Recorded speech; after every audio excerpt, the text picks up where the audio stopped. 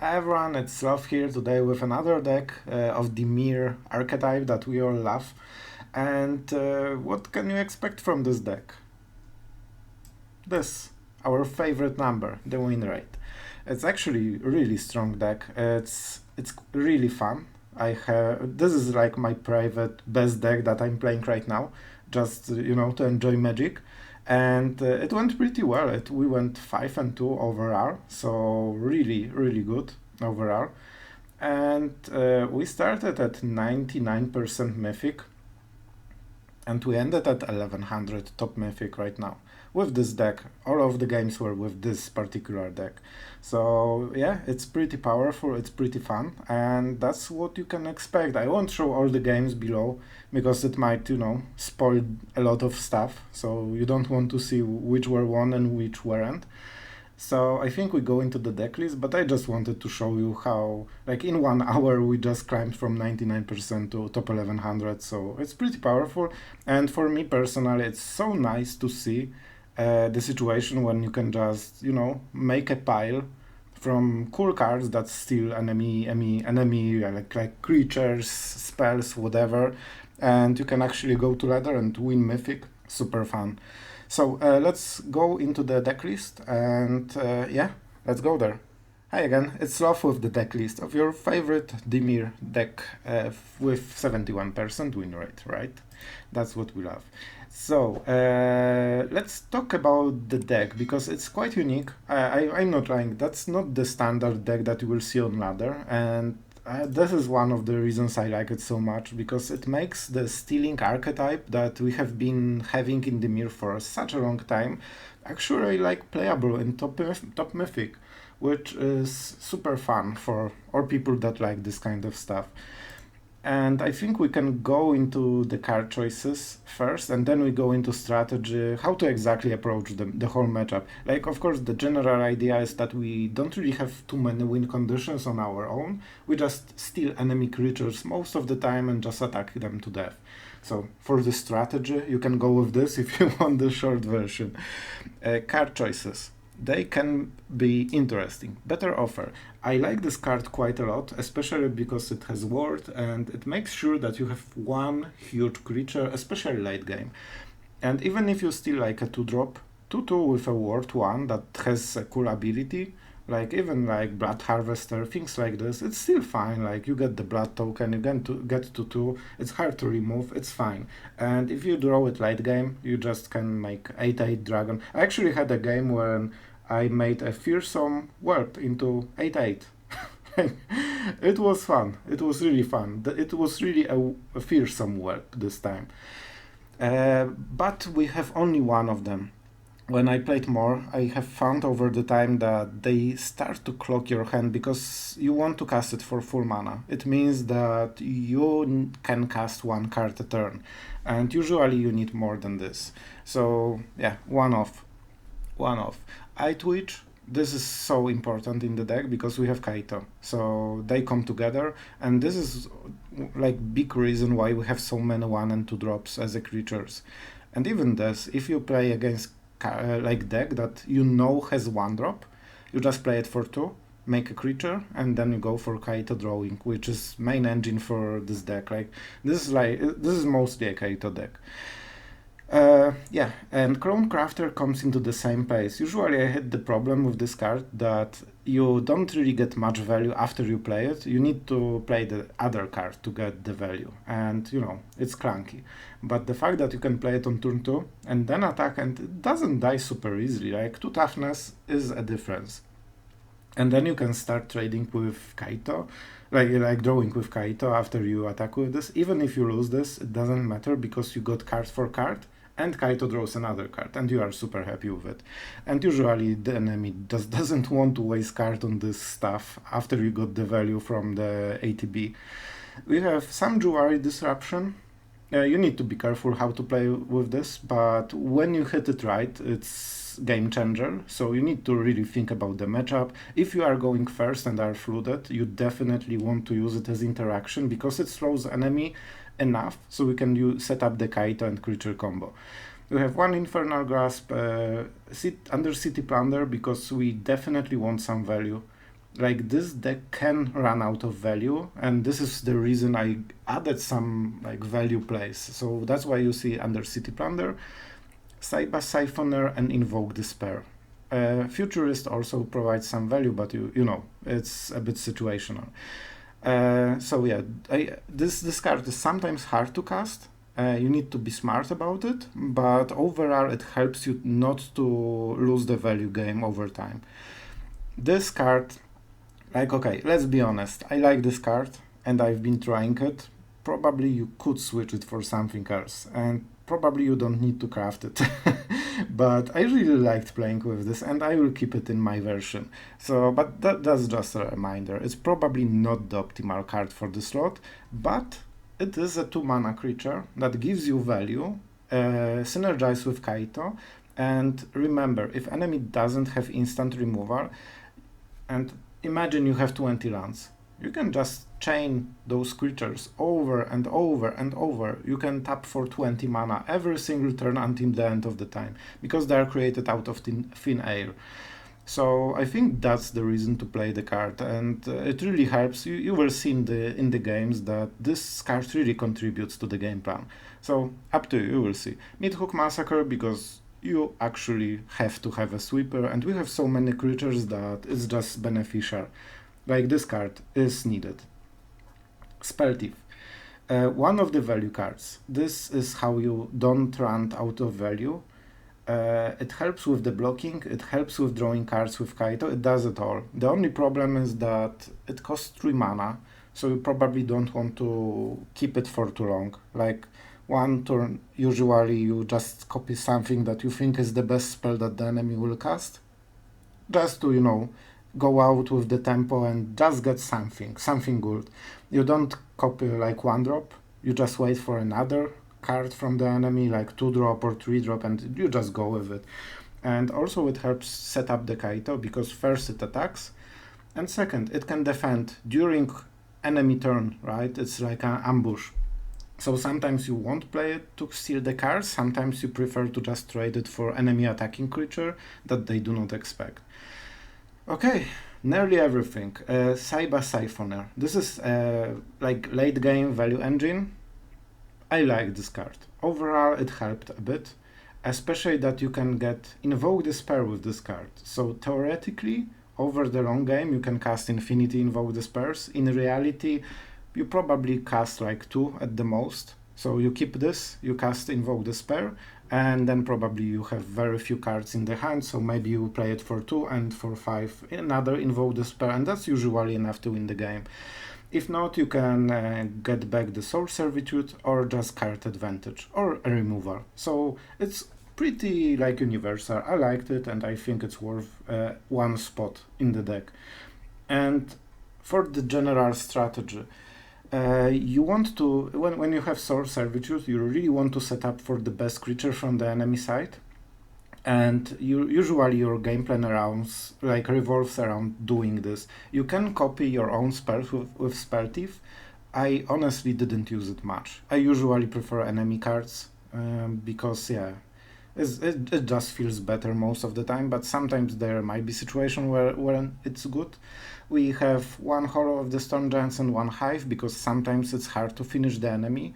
Like, we usually have a lot of creatures from the enemy, but you might get like a deck that doesn't play creatures, or maybe, you know, you had a bad draw, something like this. So Hall of the Storm Giants especially really contributes, and I think it's worth the spot. Yeah, and I think that's all. For the sideboard we have the standard, and probably if you want to be an appropriate gamer, you probably want to switch 1 teachings into this Exile Think lesson. What is this? How is it named? Lesson, Black. Necrotic Fumes. That's what I meant, right?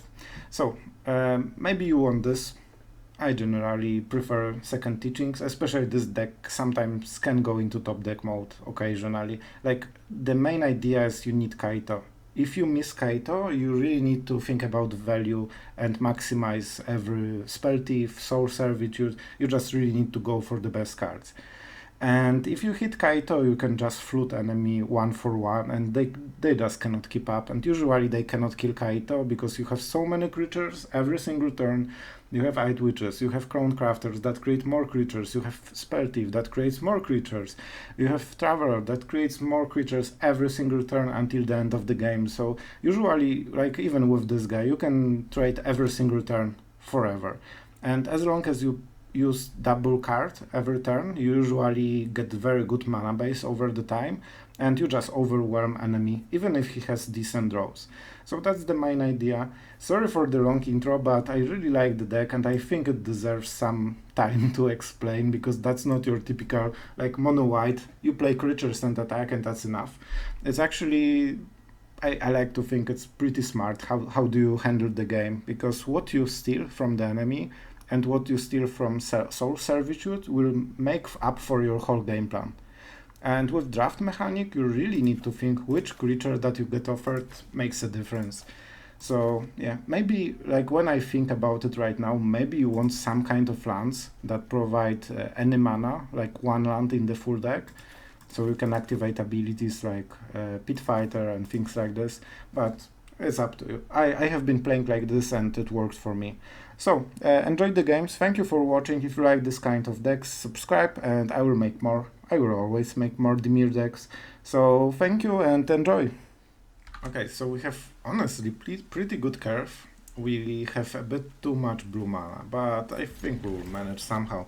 Invoke Despair will probably be super late, but we have card advantage with the Plunder, so I'm overall happy, and Soul Servitude can really help us this game.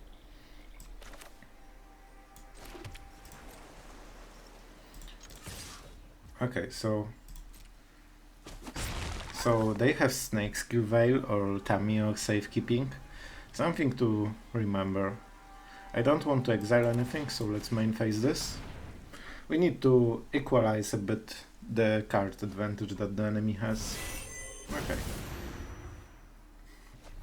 Okay, definitely not optimal, but still card for card, and the card on the top of it.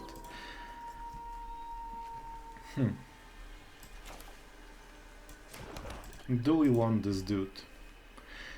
Oh, overall you don't want to switch into nighttime. So I think we kinda do. Not my favorite play of the history. What they have with the haste? Not much, if anything. So let's smoke them. We are like in a half a creature deck, so that's always something to consider. To be honest, that's not the card I want.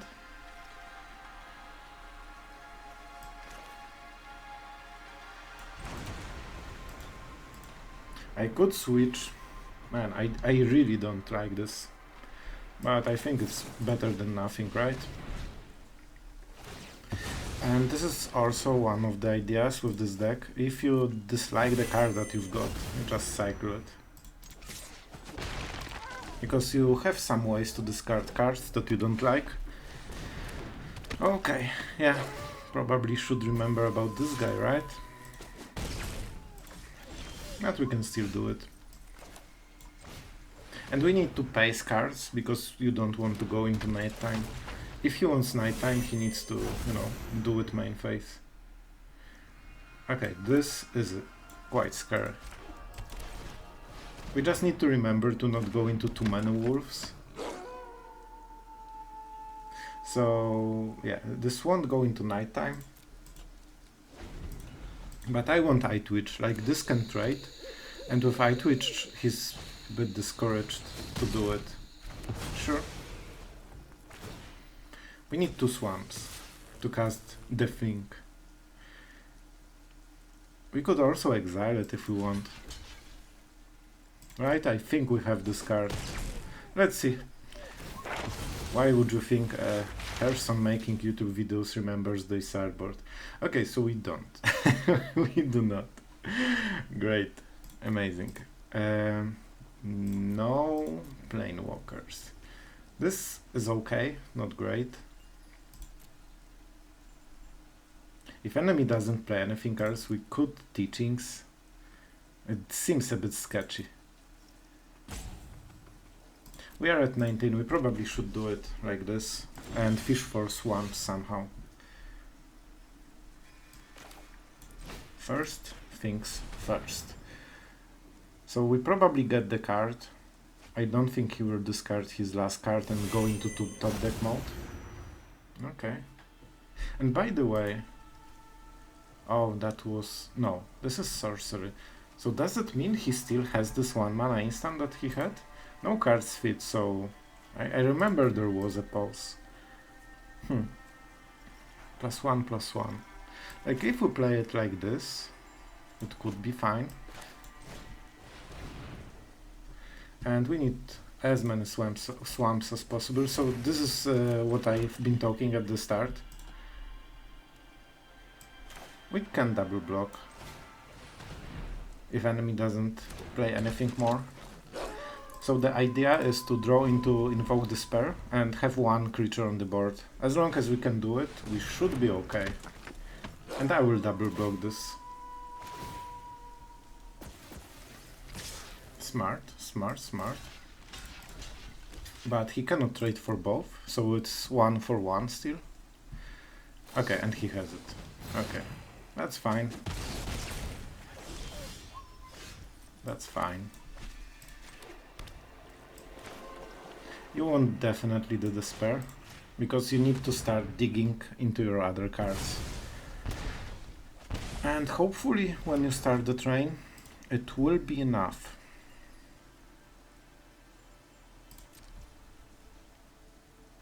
Okay, we need to remember about main phasing everything. So it's possible I Snakeskill Veil next turn. So 3 damage goes through, because I want a creature. Okay, so the enemy decided to switch.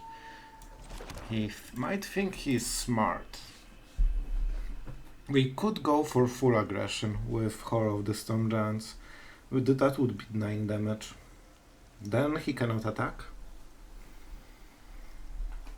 Like, honestly, I'm the kind of player that usually goes for value, especially if we can double spell so easily this turn. Like, I think this would be a winning play, but it seems a bit risky. If we don't hit right and enemy gets some, I don't know, super top deck. Oh man. Whatever. Let's switch. And this also has the first strike, so we can Snakeskill Veil this. You can clearly see how Crown Crafter gives value out of nowhere. Like, you just top deck a 2-drop and suddenly you have a full scary board thanks to this. Like, man, I like this card so much. And it was enough to win. Man, we are really doing it with this deck. Top 1200. And we didn't even unleash the rest of the deck. Yeah, I knew about it, but I still didn't play around it too much. Okay guys, so we are playing first, and we are in top 1100, playing against Tyler D. I think that's someone, you know, like famous, the celebrity of MTG, I think. 135 plays, so we need to get good on this game. That's a very good start. We need to be wary because we don't have Kaito and we don't have like typical card advantage, so they need to be our card advantage. The fact that we are starting really helps. But we'll see, it might be a rough game because we have no Kaito and no Sweeper also. So it strongly depends what the enemy is having and what he is playing. Okay, so Anvil. So next turn Anvil. Oh man, that's risky. He might think it's Deadly Dispute and play Anvil into Jwari. Oh man.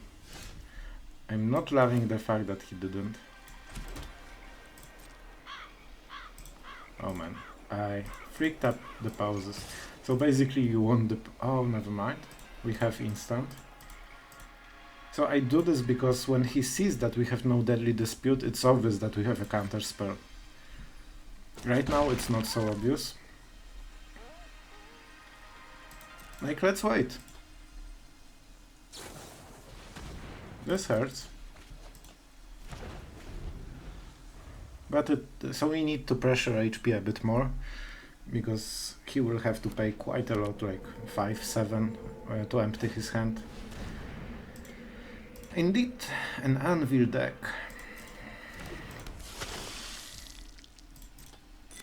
So we will get rid of this guy, that's for sure.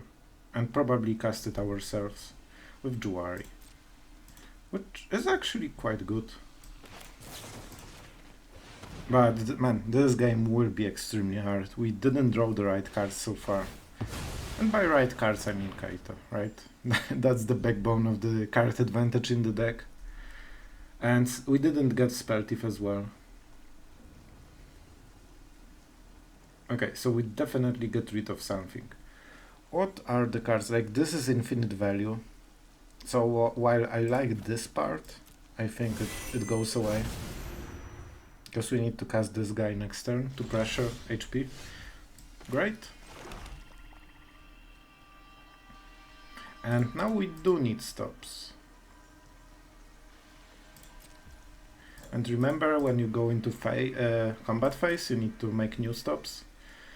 Very smart person will know that the stops don't feel like typical instant. Probably I could learn to mimic them correctly, but I'm just too of a bad player to do it.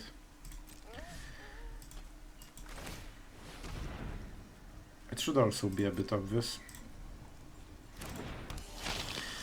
Okay, and when we have blood token, we don't need to do this stuff anymore. Okay, this is quite good situation. We have 4 damage a turn, enemy has a lot of cards that need to pay life. So it's not the main game plan, definitely, but it's helpful to pressure him into making maybe a bit worse plays. Like this. He wouldn't do it normally. Perfecto. Baited. Baited, my friend. Okay, enemy is tapped out, so we don't need to think too hard about playing. He might have Plunder, because it's such a good card. So let's start with ours. I don't want to discard it.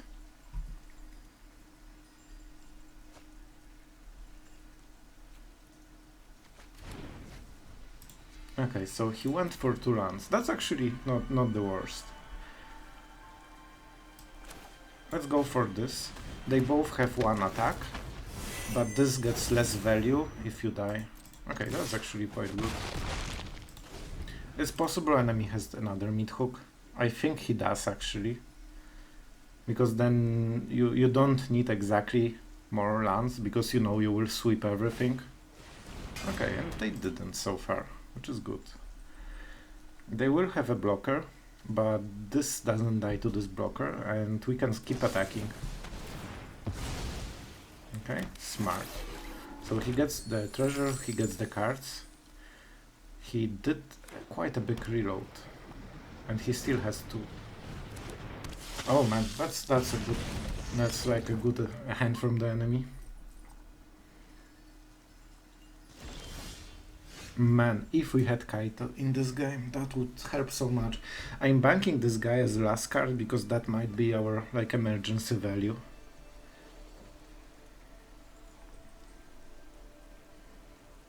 First things first.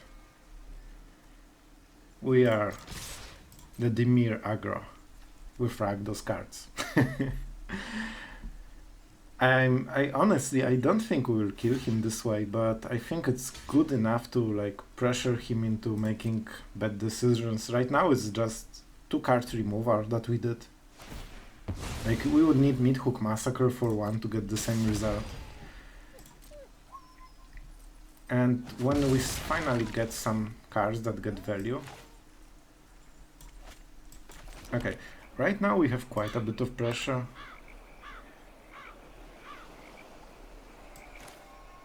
I think we'll do it like this. We have a lot of 2 and 3 drops, so most likely we can cycle. Enemy is tapped out. It means he cannot kill this guy before we return it to hand. And we can start like getting free value, so even if it gets removed, it helps.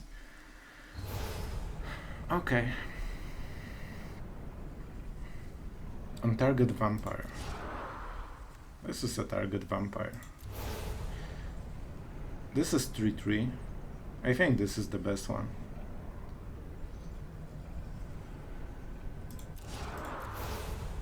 Let's read this one, because probably it can be 3/3 as well, and it's just better because it has ability that the other one doesn't.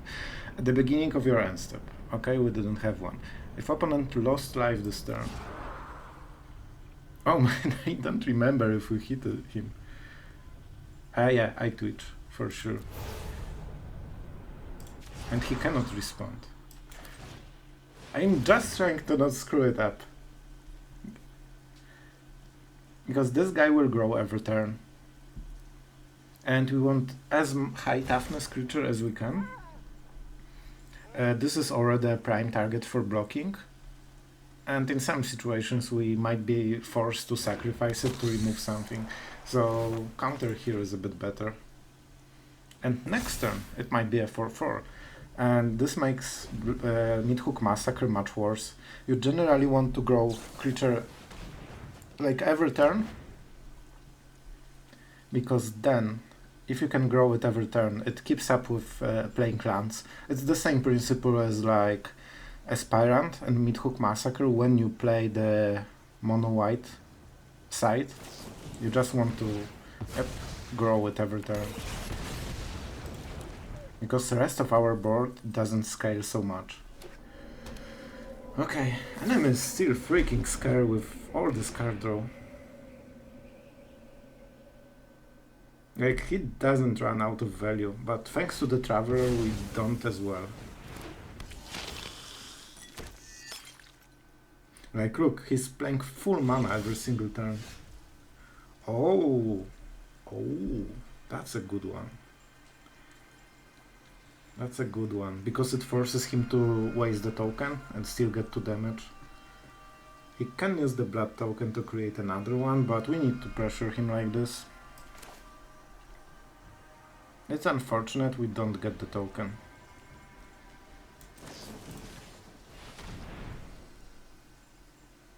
It is unfortunate, but Traveler is better. Like, they need to keep up instant removal to kill the Traveler before it goes back to hand. With pain in my heart, we do not.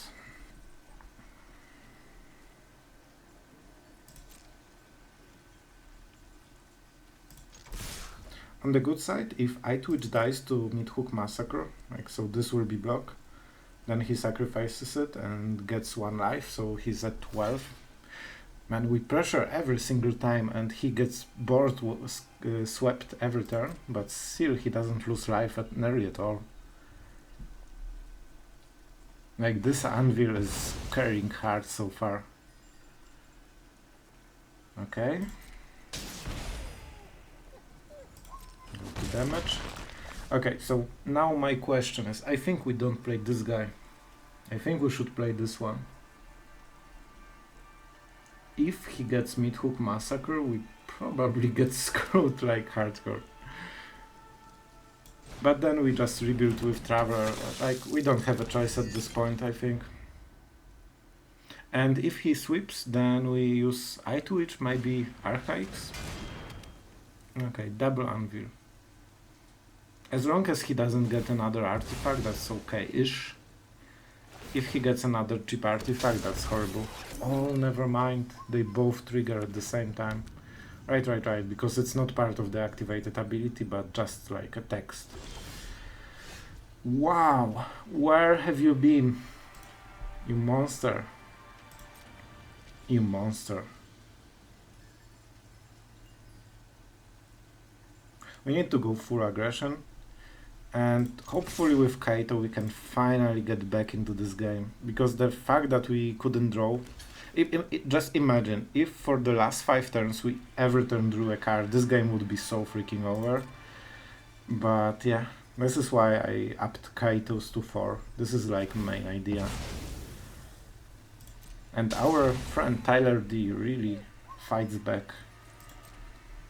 It's funny because like all of the cards that give that deal damage to him are his. Like, no, those aren't our cards.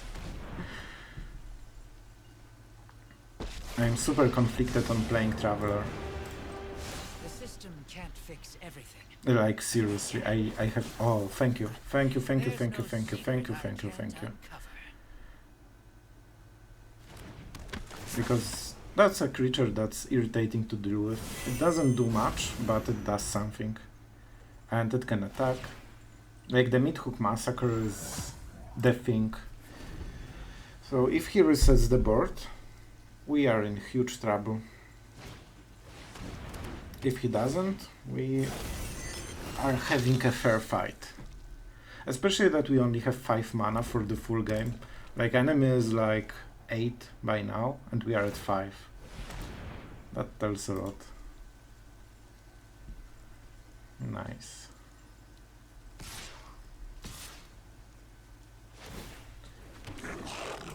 Nice. So the enemy is going pretty aggressive. For some reason. Oh, because he can create the tokens. So I guess we force him to do it now. Like, if he wants, he will do it anyway, but right now he has to do it. Maybe... So, obviously he wants to block, so actually maybe this was better idea, because then...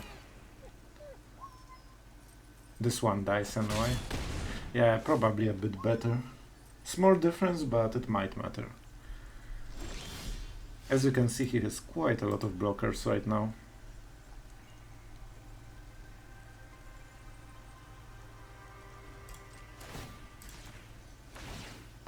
Like, we have to do it. This is so much HP that he will steal. Look, we are at 8, even though we are attacking every single turn.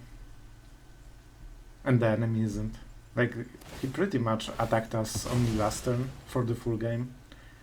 And we are the one with less HP.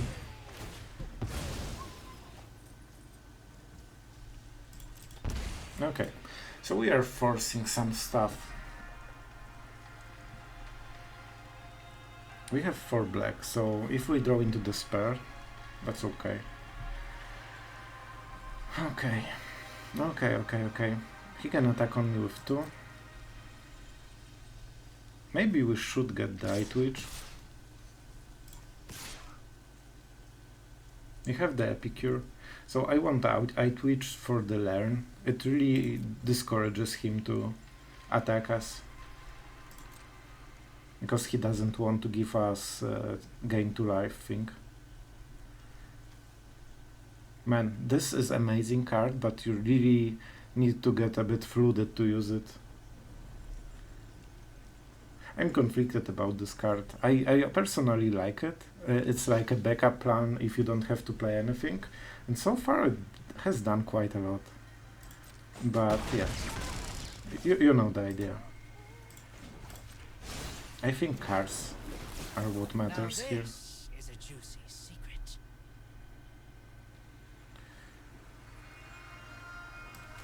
Probably we should go for Traveler. Hopefully we can find something cheap. Defender.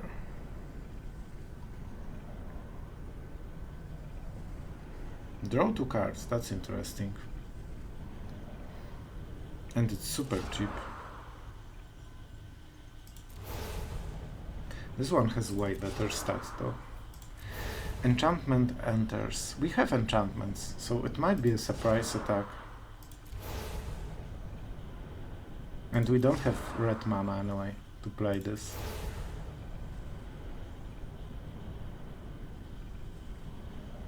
This is freaking hard, man. This deck. So many hard decisions. At some point he will attack with the Bok, I think. So we go Hive. We go this little guy. Like, enemy doesn't have any Meathook strategy at the back of his head. Like, he wants to draw it, of course, but you get the idea. So we need to go all in. If he draws Meathook, he just wins. Oh man, that's so bad. That's so bad. I like this card because we might try to dig for Meathook Massacre for 2. Oh man, like he just keeps going. We are at 4 already, with no attacks from the enemy side. And he's at 12. Freaking 12. So yeah, he can already deal enough damage, I think, yeah. So he sacrifices 2. Oh. That was a good game. That was a good... well played by Danny. This felt really close for the full game, to be honest. But yeah, this first anvil just did so much work.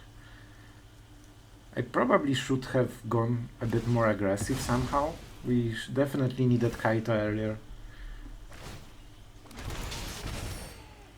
So maybe we should just have made more creatures and just go all in without Meathook Massacre, like remarks. But not sure, not sure. Oh, we cannot good game. But nice, nice. That was pretty close, I think. Okay, so we are going first, and honestly, this is one of the best draws we could have. We only lack 1 drop, but other than this, it's perfect. Man, this deck really has good draws overall. It's not like, you know, typical control, when you need to hit every single card on curve or you die. This just always hits something. Oh, this will be an interesting game. Okay, so like white Invoke Reanimator. Okay, that's a bit scary. Okay, that is a bit scary. And to be perfectly honest with you, I don't want to cast this. Oh man, we need to keep drawing cards and we need to quickly like get Jwari, something like this. I don't think we can kill them, so let's keep drawing cards. We will cast this later when the enemy discards everything he wanted. Like right now it helps them. And they will probably discard too. Man, this is scary. So second white mana. He needs 2 turns to cast it. And then we are in trouble.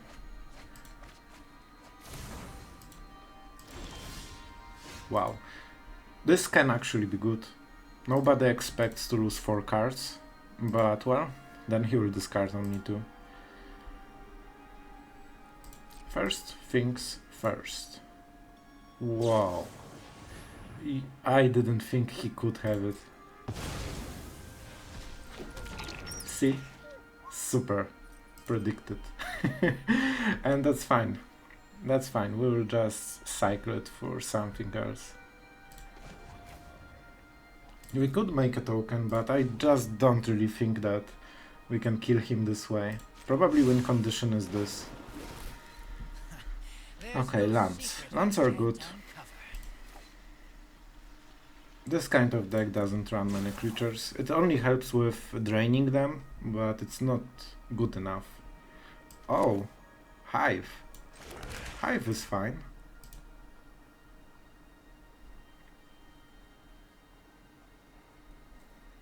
We could cast one of those. I don't think what they play. Nothing for 4 mana, like that's super scary as a creature. Let's see. I think they discarded what they wanted by now. I hope. Okay, that's okay. That's okay. Plane is actually important, because he needs 2 more planes and invoke.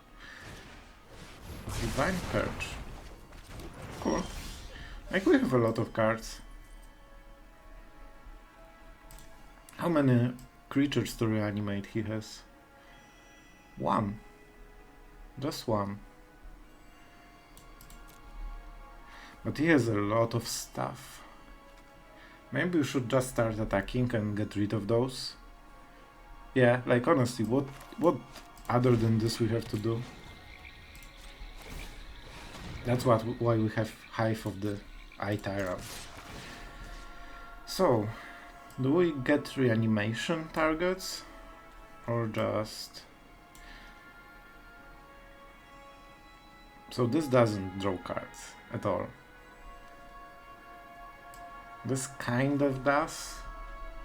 And this is the prime target, but I think he needs 5 mana, so we should be safe for at least 1 turn.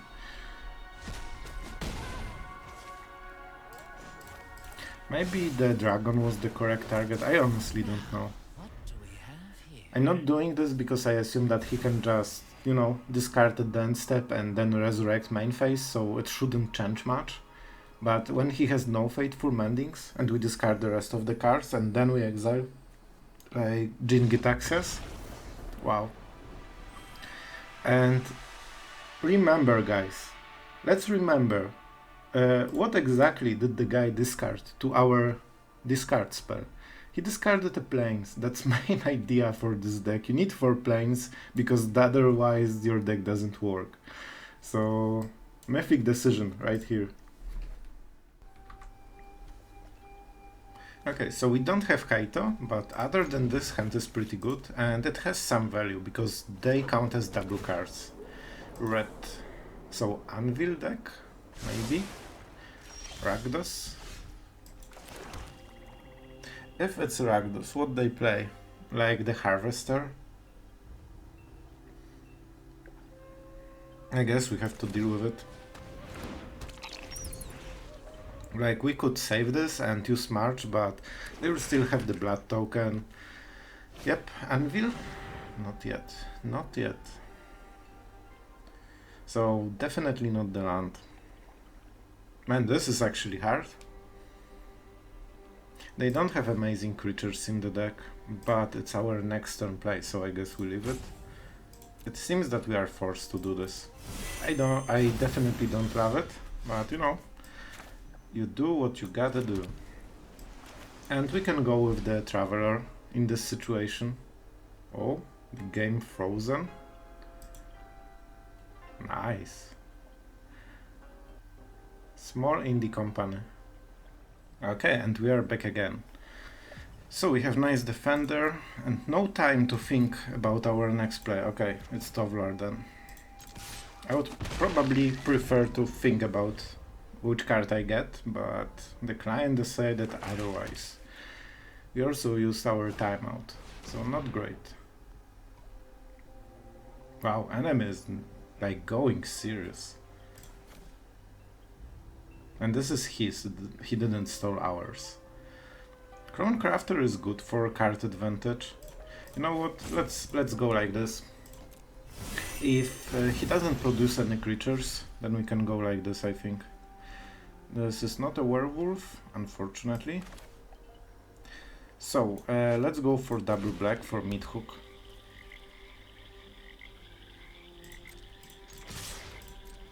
And given enemy really goes for card advantage, we leave mana for Spellthief.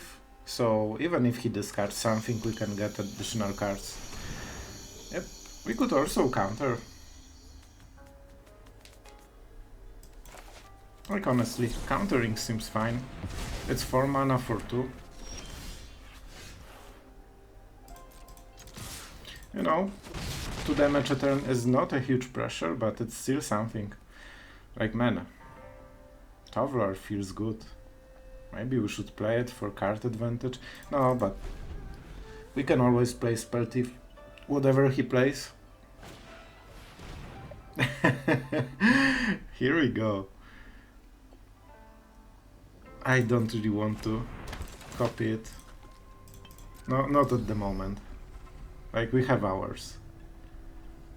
So I hope he plays a 2 mana creature. There's a lot of 2 mana creatures from this guy. And even cheaper. Yeah, quite a few. Maybe not the most, but quite a few. So hopefully he has chosen. Oh, nice. Perfection. Great. That's what I hoped for. Some good play to steal. Because we are a stealer. It sucks that we have so little mana. Okay, at this point we just play Jwari. We have no werewolves. I think we just go for our own Trespasser, so we can keep up with him.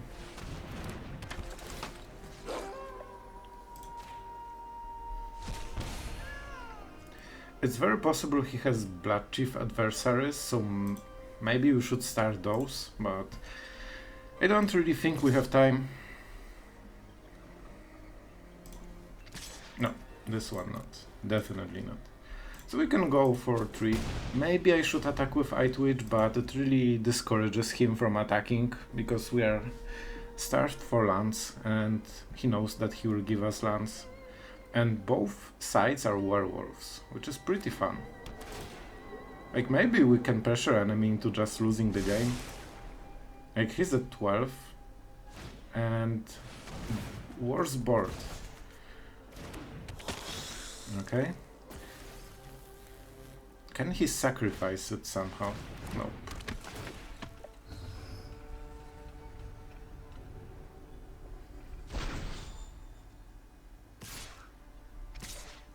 Okay. So I guess he wants to trade. And I think we do want to trade. Like, he thinks he has more cards, but in reality we have more cards. You can see why. So this and Kaito will be phased out and we are at 19. So I'm pretty comfortable with trading. Like, yeah, this gives him a lot of value, but we can, I think, outvalue him. Especially with Kaito. I would rather have a land, but okay. So the plan was to cast Cronecrafter, and for the next turn we have pretty good attackers, but that's fine. We really didn't have many lands this game. So while this gives him a lot of value, it slows him down. And the value is good for a slower game. But we have quite a lot going on for us. And we can block very nicely. So this is 3-1, so it trades with Cronecrafter. So even he gets the token, we get the card still. Okay, land. Finally. Let's attack with this guy. We could maybe attack with both, but I don't want to risk it.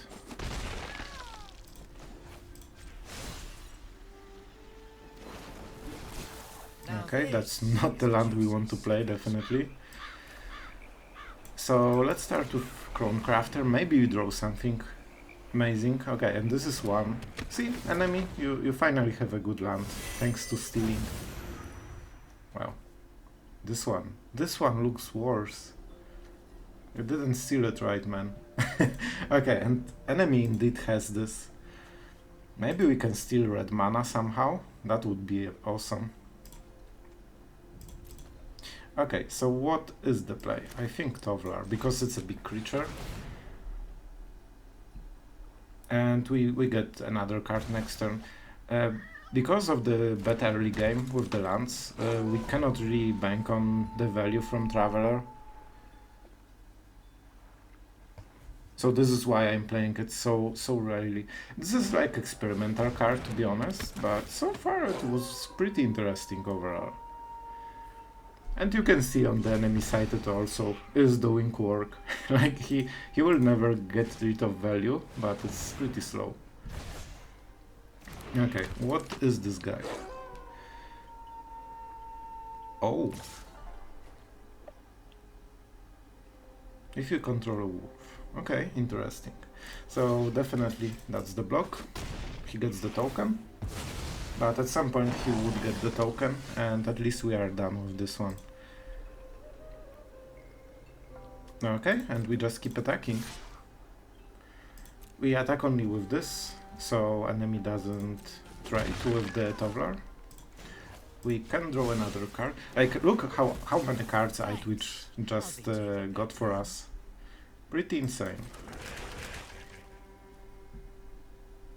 Oh man, look at this freaking play. And I'm not waiting for the enemy to untap. Also, we want to do stuff main phase. And fact that this sacrifices non-token, guys, look how big difference it makes. And like when I'm using this card, it always makes a difference. Like I've had situations like this so many freaking times. I don't think they can easily, well, maybe they can. Maybe you just go with adversary, I guess. Maybe you go for adversary.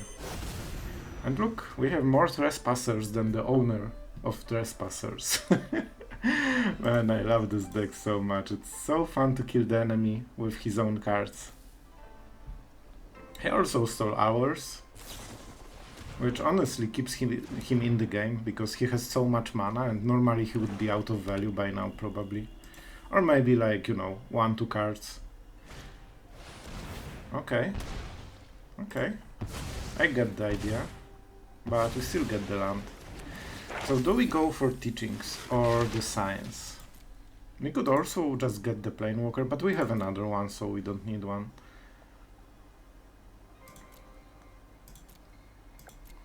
I do think it's science, as long as we have lands.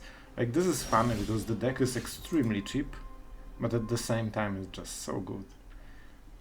If we bounce it, we draw an extra card. But then we cannot play Kaito. But wait, it's legendary creature. Wow, see, that's the mythic play. That's the mythic play. Gimme the card. And give me the next card. You cannot get away from Kaito. We have infinite value, so the more mana the better. And look, we already caught up with the enemy early, which is pretty amazing. Like, this is super value, but we have just more value. We can go for at least like 3 turns, even if Kaito dies. And with Tovlar Kaito we can draw 3 cards a turn, and this can steal whatever. Okay. Okay, so what do? We cannot kill this guy. Man, I like this card very much. That's a hard choice. This will change the game completely. So he has what? 1 mana, 2 mana. We can trade. I think he will trade. Then we can get this guy. Probably. Man, I love this card, but he has Traveler and we aren't guaranteed to get rid of it. And I think he will trade those 3 trees. Okay. Will he attack? He won't. Like, Chronocrafter is such a mana play. Like, you get so much value from this one card. It's like a card draw. So, do we attack? Yep. We do attack. We don't attack with the Hive. Like, maybe we should, but I don't like this kind of gameplay when we are ahead in cards. We have Planewalker, we have Staff, we have so many creatures. Perfection. And remember, that was a free card from this guy. We could make a creature, but why would you make a creature when you can have infinite creatures? Man, like this, if we had 15 mana, you can just, you know, use all the mana on this guy. It's pretty freaking insane. First things first.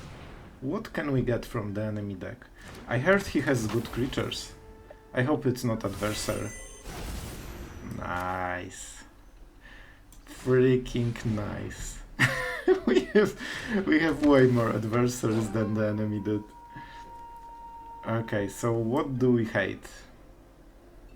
I think we go for those guys. I just want to drain him.